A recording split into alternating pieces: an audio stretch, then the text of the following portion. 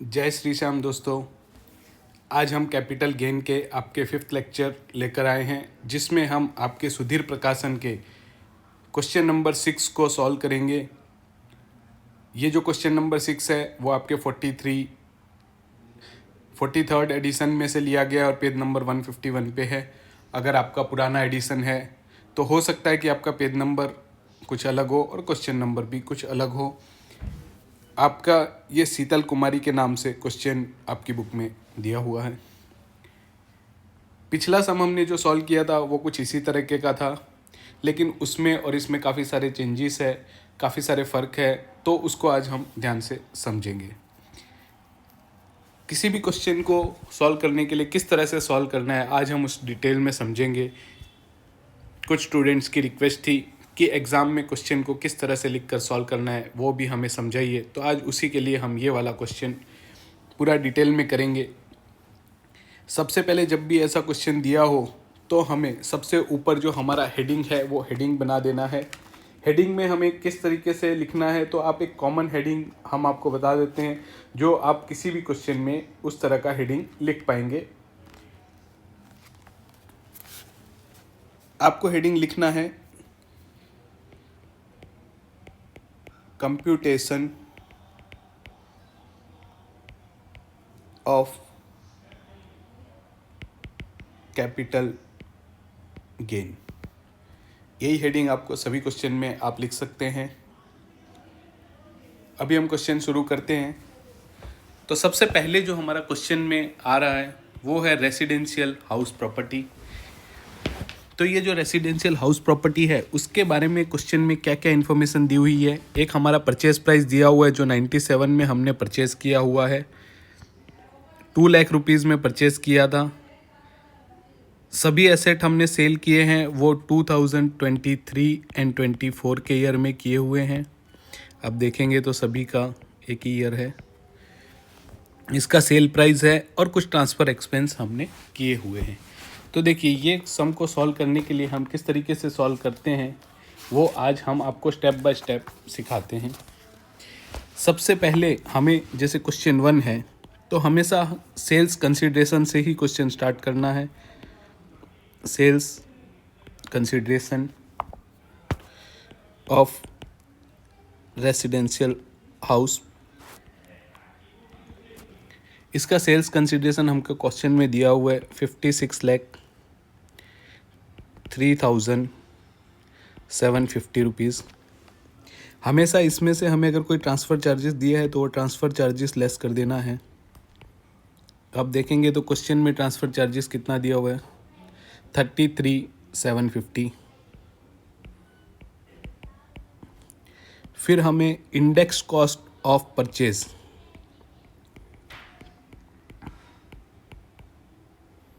तो देखिए यहाँ पर हमारा परचेज प्राइस 2 लाख रुपीज़ का है, तो क्या इसका इंडेक्स कॉस्ट निकालें। हमारा परचेज प्राइस है 2 लाख रुपीज़ इनटू हमेशा मल्टीप्लाई करना है सेल के ईयर के इंडेक्स नंबर से। ये हमें इंडेक्स नंबर यहाँ पर दिया हुआ है, सेल का ईयर हमने सभी एसेट का ये है तो 348, और डिवाइड हमें करना है ये जो हमने परचेज़ किया है 97 में। तो 97 से पहले हमने आपको बताया था जो ये नए इंडेक्स नंबर है वो स्टार्ट हुए 2001 2002 से, तो क्या मैं वही नंबर ले लूँ। देखिए पिछले सम में भी मैंने आपको याद दिलाया था कि आपको इस तरह से नहीं करना है, ये बिल्कुल गलत है। जब भी कोई एसेट है वो 1 अप्रैल 2001 से पहले अगर परचेज़ किया गया है तो उसकी क्वेश्चन में हमें ये 2001 1 अप्रैल 2001 की एक फेयर मार्केट वैल्यू दी होगी, हमें उसी से क्वेश्चन स्टार्ट करना है। तो ये काटा मैंने इसीलिए है कि आपको याद रहे आगे से कि ऐसा बिल्कुल भी नहीं करना है। हमें जो ये क्वेश्चन में लेना है वो फेयर मार्केट वैल्यू लेना है। तो रेसिडेंशियल हाउस का जो मेरा फेयर मार्केट वैल्यू है 1 अप्रैल 2001 को वो 14 लाख है, तो मुझे यहाँ पर क्या लेना है 14 लाख ही लेना पड़ेगा इनटू 348 सेल ईयर का इंडेक्स नंबर, और जो हमारा फेयर मार्केट वैल्यू है वो 2001-2 का है। तो 2001-2 में आप देखेंगे तो हमारा इंडेक्स कॉस्ट 100 रुपीज़ था। तो अगर मैं इसको कैलकुलेट करूँगा तो जो हमारा वैल्यू आएगा वो वैल्यू हमें इस सम में से माइनस कर देना पड़ेगा। चलो हम इसको कैलकुलेट कर लेते हैं। ये होता है 48,72,000।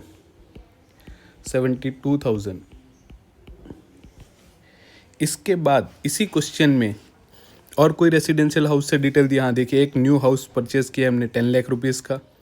इसके अलावा C has incurred 2,40,000 in 2014-15 for a construction. मतलब ये जो घर है इसमें इन्होंने कंस्ट्रक्शन भी कराया था। इसे हम कहते हैं इंडेक्सेशन ऑफ इम्प्रूवमेंट।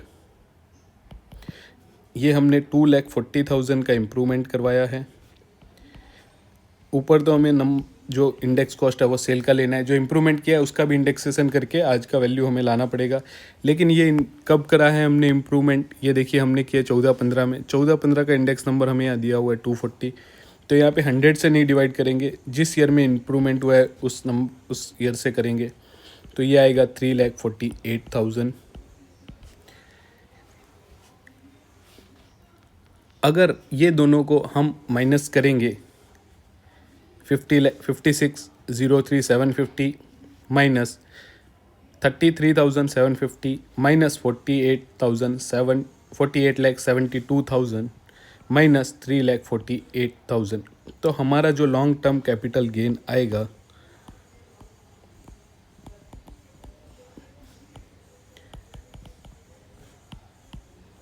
वो आएगा 3,50,000। अभी इसी क्वेश्चन में हमने एक न्यू हाउस भी परचेज करने की डिटेल अभी पढ़ी थी कि वो है। तो आपको पता होगा अंडर सेक्शन 54 अगर हम कोई रेसिडेंशियल हाउस सेल करते हैं, उसके अगेंस्ट अगर हाउस परचेज करते हैं तो उससे हुआ कैपिटल गेन हम जितना भी नई एसेट में इन्वेस्ट करते हैं उतना मुझे डिडक्शन मिलता है। तो न्यू हाउस मैंने परचेज किया है 10 लाख रुपीज़ का। यहाँ मुझे 10 लाख रुपीज़ तक का डिडक्शन मिल सकता है, लेकिन मेरा कैपिटल गेन तो 3,50,000 है, तो ये माइनस में नहीं जा सकता। मैक्सिमम मुझे बेनिफिट इस रेसिडेंशियल प्रॉपर्टी से मिलेगा 3,50,000, क्योंकि मैंने भले 10 लाख का खरीदा है। अगर यही मैंने 2 लाख रुपए का परचेस किया होता तो 3,50,000 के सामने 2 लाख का मुझे डिडक्शन मिलता और मेरे का 1,50,000 कैपिटल गेन हो जाता। लेकिन यहाँ तो मुझे जो मेरा कैपिटल गेन हो रहा है उससे ज़्यादा वैल्यू का मैंने ख़रीदा है, इसीलिए मेरा जो भी कैपिटल गेन है वो पूरा का पूरा कैपिटल गेन यहाँ एग्जेम्प्ट हो जाएगा और मेरा जो कैपिटल गेन यहाँ इस एसेट के लिए आ जाएगा नील। तो देखिए, सबसे पहले हमने सेल प्राइस लिया, ट्रांसफ़र एक्सपेंस माइनस किया, उसके बाद हमने जो भी घर खरीदा था अगर वो 2001 से पहले 1 अप्रैल 2001 से पहले का है तो हमें वो उसका परचेज प्राइस ना लेते हुए उसका फेयर मार्केट वैल्यू लेना है, जो कि 14 लाख था। इंटू 348 किया डिवाइड बाय 100, जो 48,72,000 आया। फिर हमने उसमें कुछ इम्प्रूवमेंट किया था 2,40,000 का, वो हमने किया था फिनंशियल ईयर 2014-15 में। तो हमने 2014-15 का इंडेक्स से डिवाइड करके और सेल के ईयर से मल्टीप्लाई करके उसका जो 3,48,000 इंडेक्सेशन वैल्यू निकाला। इस तरह से हमारा जो लॉन्ग टर्म कैपिटल गेन आया वो 3,50,000 आया। लेकिन हमने एक 10 लाख का नया घर खरीदा था, तो 10 लाख तक का जो भी कैपिटल गेन होगा वो एग्जेम्प्ट हो जाता है अंडर 54 सेक्शन 54 में। यहाँ पर हमने 3,50,000 ही था, तो पूरा का पूरा 3,50,000 एग्जेम्प्ट हो जाएगा और हमें जो हमारा कैपिटल गेन है वो नील होगा। आपको ध्यान सिर्फ इतना ही रखना है कि इसमें कभी भी ये माइनस में नहीं जाएगा। इसके बाद जो हमारी सेकेंड एसेट है वो सेकेंड एसेट है unlisted share of x limited shares unlisted. तो पिछले सम में हमने देखा था अगर क्वेश्चन में हमें इक्विटी शेयर दिया हुआ है और वो लिस्टेड है और अगर उस पर हमने एसटीटी पे किया हुआ है तो उसमें इंडेक्सेशन का बेनिफिट हमें नहीं मिलता है। और हमने वहाँ एक ग्रैंडफादरिंग रूल भी पढ़ा था कि अगर कोई भी लिस्टेड इक्विटी है और वो हमने 1 Feb 2018 से पहले खरीदी है तो उसका हम 31 जनवरी 2018 का फेयर मार्केट वैल्यू लेते थे। लेकिन यहाँ पर ऐसा नहीं लेना है। पिछले सम में मैंने लिस्टेड लिया था, इसीलिए मैंने ये सम में लिस्टेड की जगह अनलिस्टेड इक्विटी लिया है, तो हम बेहतर तरीके से समझ सके कि अनलिस्टेड इक्विटी में किस तरह से कैलकुलेशन होता है। हमने ये 11 में परचेज़ किया था, 1,52,168 में परचेज़ किया था और 3,29,505 में सेल किया है और 1,800 हमारा यहाँ पर ट्रांसफ़र चार्जेस है। तो सबसे पहला सेल्स कंसिडरेशन जो इसका हमें मिला हुआ है वो मिला है 3,39,505 लेस ट्रांसफ़र चार्जेस।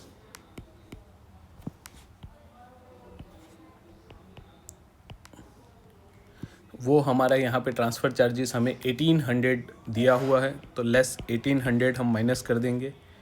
लेस करेंगे हम इंडेक्स कॉस्ट। देखिए इंडेक्स कॉस्ट क्यों करेंगे, क्योंकि यहाँ अनलिस्टेड शेयर है। अगर लिस्टेड होता तो मैं जो मेरा परचेज प्राइस है वही माइनस कर देता। अगर वो 2018 के 1 Feb 2018 से पहले का है तो मैं फेयर मार्केट वैल्यू लेता, लेकिन यहाँ पे मुझे इसका इंडेक्स कॉस्ट करना पड़ेगा।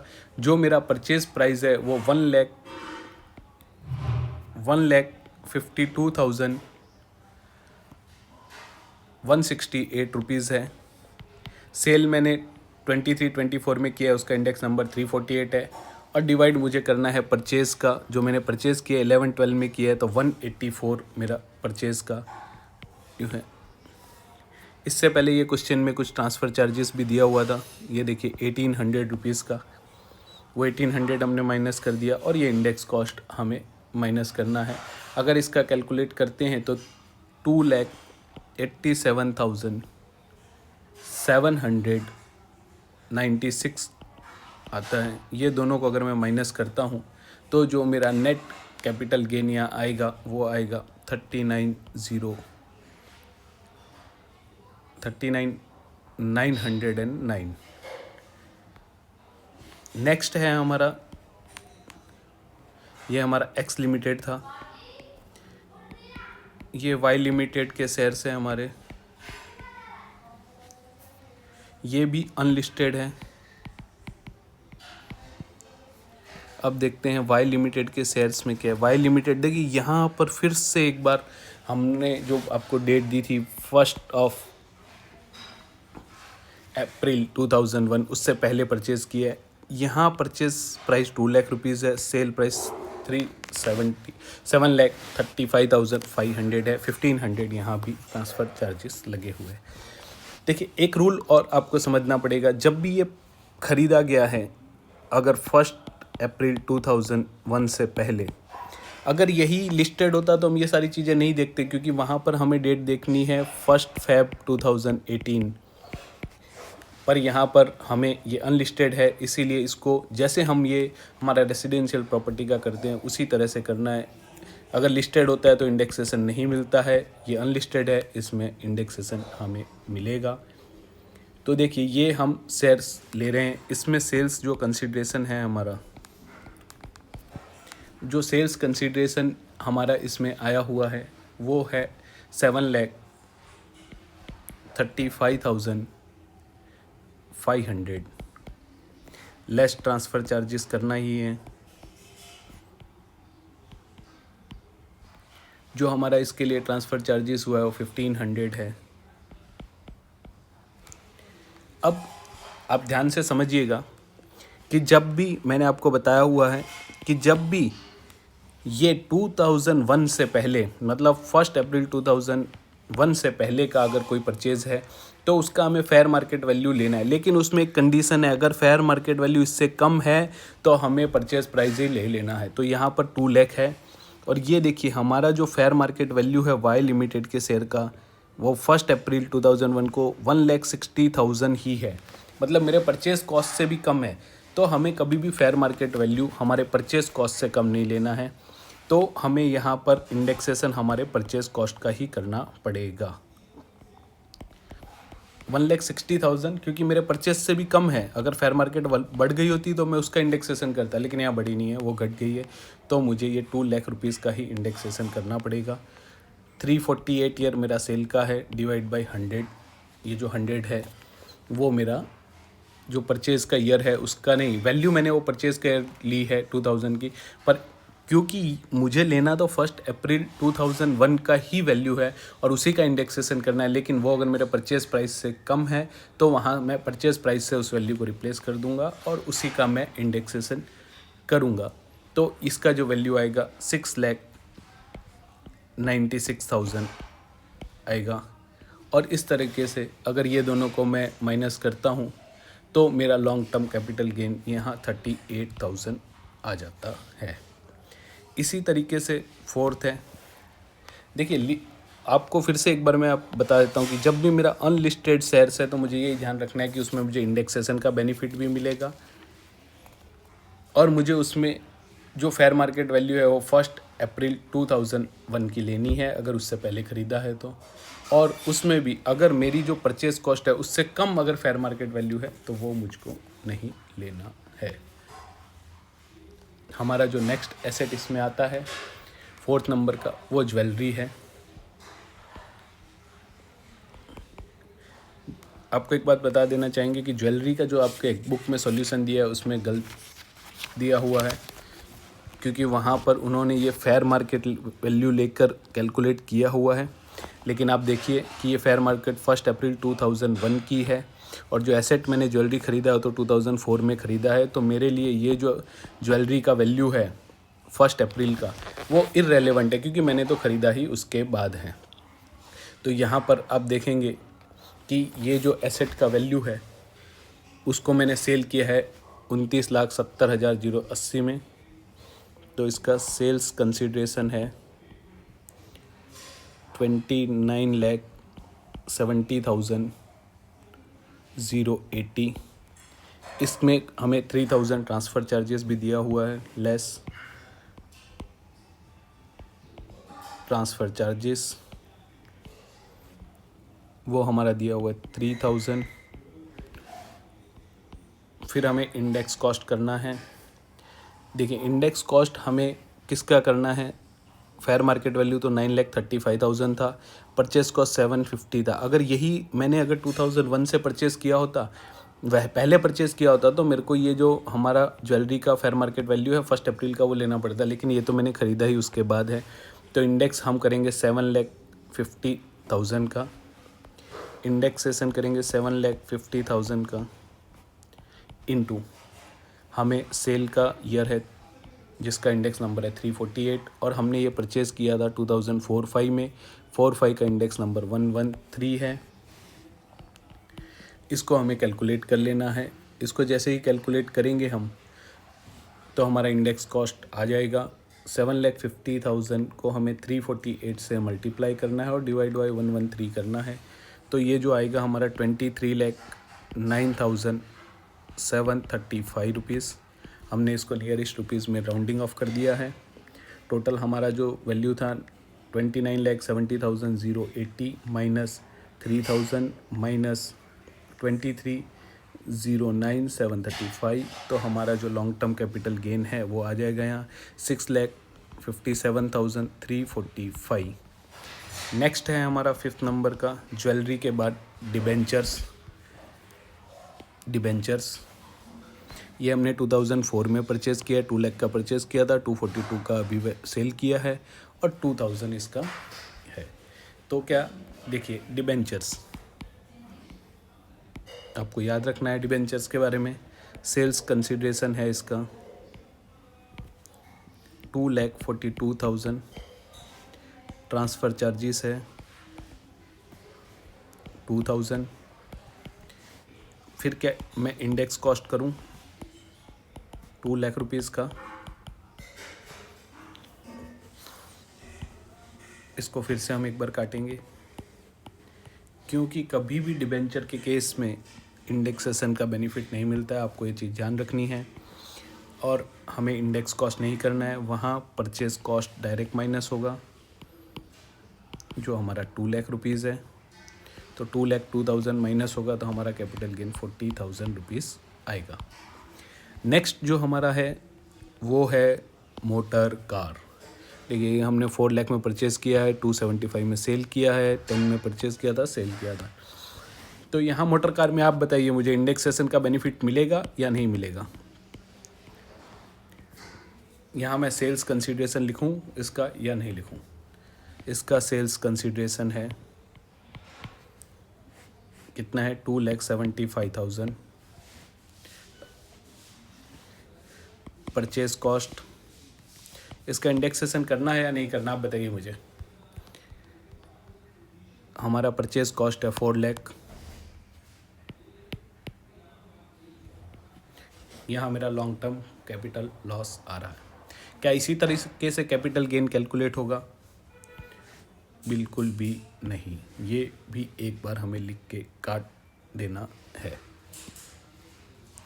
क्यों काट देना है? क्योंकि हमने आपको बताया था कि मोटर कार, कोई भी पर्सनल एसेट या कोई भी मूवेबल एसेट पर कभी भी कैपिटल गेन नहीं लगता है। मोटर कार तो मूवेबल है, वो मूव हो सकती है, तो उस पर कैपिटल गेन लगेगा नहीं। हमने आपको एक लिस्ट बताया था, उन्हीं लिस्ट पे गवर्नमेंट ने स्पेसिफिक बोला है कोई भी मूवेबल एसेट पे जो है आपका कैपिटल गेन नहीं लगेगा, लेकिन जो गवर्नमेंट ने एक लिस्ट दिया उन्हीं पे लगता है। उसमें हमने सीखा था, एक हमारा ज्वेलरी था, देखो ज्वेलरी यहाँ पर मूवेबल था फिर भी हमने लिया है।